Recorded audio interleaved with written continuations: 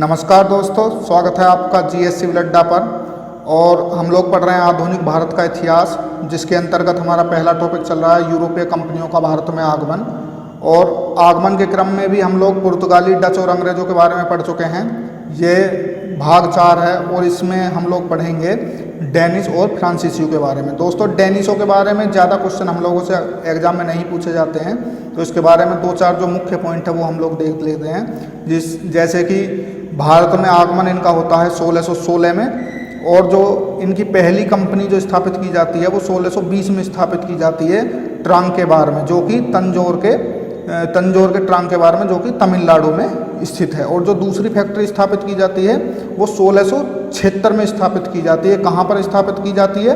तो ये श्रीरामपुर, कहीं पर श्रीरामपुर भी लिखा मिलेगा, जो कि बंगाल में स्थित है, वहाँ पर स्थापित की जाती है। इसके अलावा इनकी कोई मुख्य फैक्ट्री या बस्ती इन्होंने नहीं स्थापित की। और जैसे जैसे अंग्रेज़ों का बोलबाला बढ़ता है, ये लोग जल्द ही अपनी सारी फैक्ट्रियों को बेचकर अंग्रेज़ों को और भारत को छोड़ करके चले जाते हैं। लगभग इन्होंने 125 वर्ष तक यहाँ पर व्यापार किया था। और 1745 में सभी कंपनियों को अंग्रेज़ों को अल्प दामों में बेचकर चले जाते हैं। ये 25 वर्ष यहाँ पर लिखा है, ये 125 आप समझना है, ये 125 वर्ष तक रहते हैं। ठीक दोस्तों, चलिए आगे बढ़ते हैं फ्रांसीसियों के बारे में। तो सबसे पहले फ्रांसीसी शब्द से एक चीज़ आपको ध्यान रखनी है। जिस तरीके से अंग्रेज़ों के लिए एक शब्द प्रयोग में लाया जाता, बताया भी था, इंटरपोलर, अंग्रेज़ों को जो मुक्त व्यापार करने के पक्षधर थे उनको इंटरपोलर के नाम से जाना जाता था। उसी प्रकार जो फ्रांसीसी मुक्त व्यापार के पक्षधर थे, जो फ्रांसीसी व्यापारी मुक्त व्यापार के पक्षधर थे, उनको फिजियोक्रेट के नाम से जाना जाता था। किसके? फिजियोक्रेट्स के नाम से जाना जाता था। जो फ्रांसीसियों की कंपनी का नाम था वो था कंपनी द इंडस ओरिएंटल। फ्रांसीसियों कंपनी का क्या नाम था? Company the Indus Oriental. और जो इसकी स्थापना हुई थी वो 1664 में हुई थी, लुई 14वें के आदेश पर। और किसके सहयोग से हुई थी? तो इनकी सरकार और इनके एक मंत्री थे कोलबर्ट, जिनका विशेष सहयोग था इस कंपनी की स्थापना में। और इस कंपनी पर सरकार का पूर्ण नियंत्रण था, प्रत्यक्ष रूप से पूर्ण नियंत्रण था। ठीक, फ्रांसीसी सर्वप्रथम मेडागास्कर पहुंचे थे, लेकिन उन्हें वहां पर किसी प्रकार की कोई सफलता नहीं मिली थी। ये तथ्य आप ध्यान रखना। चलिए आगे बढ़ते हैं। 1667 में फ्रैंको कैरो एक जहाजी बेड़े का नायक बनकर आता है। और इनके साथ इम्फान, ये इस्फान नहीं है, इम्फान है, इम्फान या ईरान, उस समय पे ईरान को किस नाम से भी जानते थे? इम्फान के नाम से। तो इम्फान या ईरान का भी एक निवासी इनके साथ आया था, उसका नाम था मरकरा। उसका नाम क्या था? मरकरा। इसको ध्यान रखेंगे, मरकरा को। और 1668 में सूरत में प्रथम फैक्ट्री स्थापित करते हैं। कहाँ पर? सूरत में। तो फ्रांसीसियों की पहली फैक्ट्री कहाँ पर स्थापित होती है? सूरत में स्थापित होती है। कब? 1668 में। और 1669 में मसूलीपट्टनम में दूसरा कारखाना स्थापित होता है। तो जो दूसरे कारखाने की अनुमति थी, ये जो फ्रैंको नायक के साथ आया था मरकरा, ये इसी ने अनुमति ली थी। तो मसूलीपट्टनम के कारखाने की जो अनुमति ली थी वो गोलकोंडा के सुल्तान से किसने ली थी?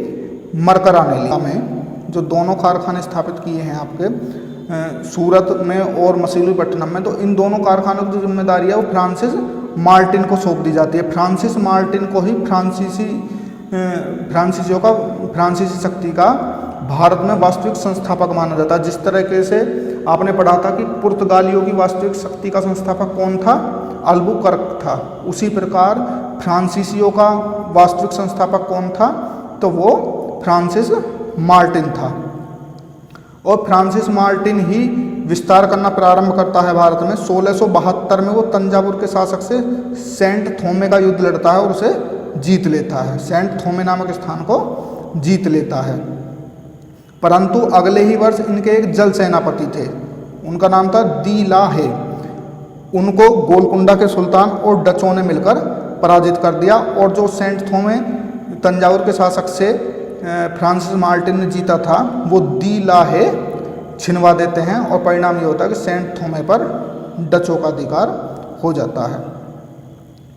आगे बढ़ते हैं। और इसी बीच फ्रांसिस मार्टिन और बेलांग लिस्पे ने वलीकोंडपुरम में मुस्लिम सूबेदार थे शेर खान लोदी, इनसे मद्रास के निकट एक छोटा सा गांव प्राप्त करते हैं दोस्तों।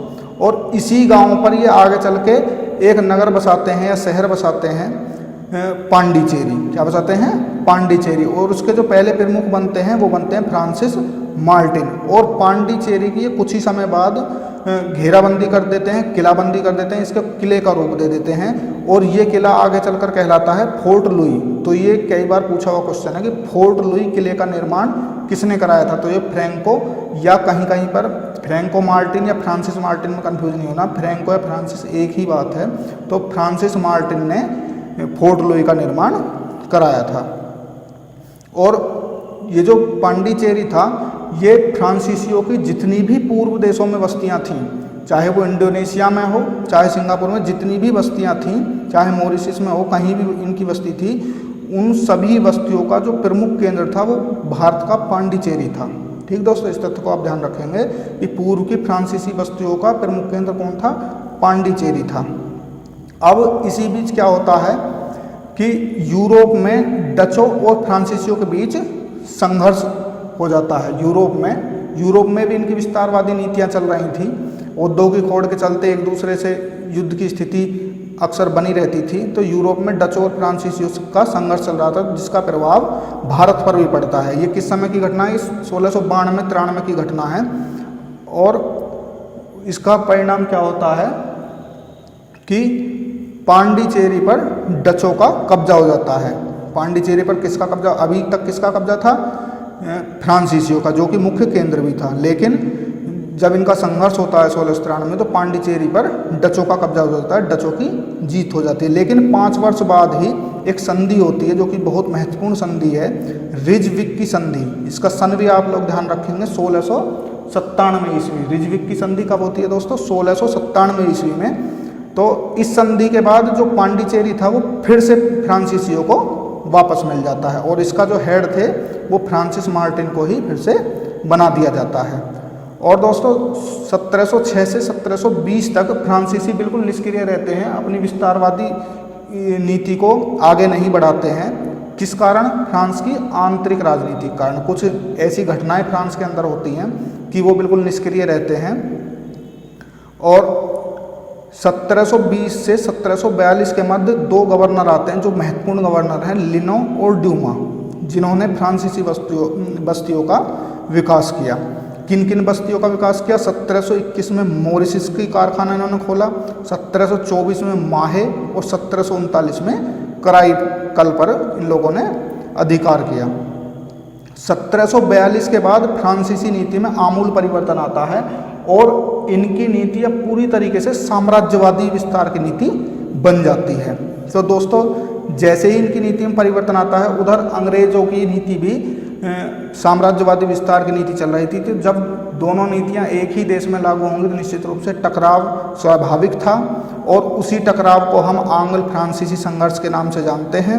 और आंग्ल फ्रांसीसी संघर्ष के अंतर्गत 3 युद्ध लड़े जाते हैं, जिन्हें प्रथम, द्वितीय और तृतीय कर्नाटक युद्धों के रूप में आप लोग आगे पढ़ेंगे। फिलहाल इस वीडियो में इतना ही, और आगे हम विस्तार से एक एक युद्ध को एक एक वीडियो में पढ़ेंगे दोस्तों। तो यदि आपको वीडियो हमारी अच्छी लगी तो आप लोग हमारे चैनल को सब्सक्राइब जरूर करिए, और जितने भी आपके पास स्टडी ग्रुप हैं उनमें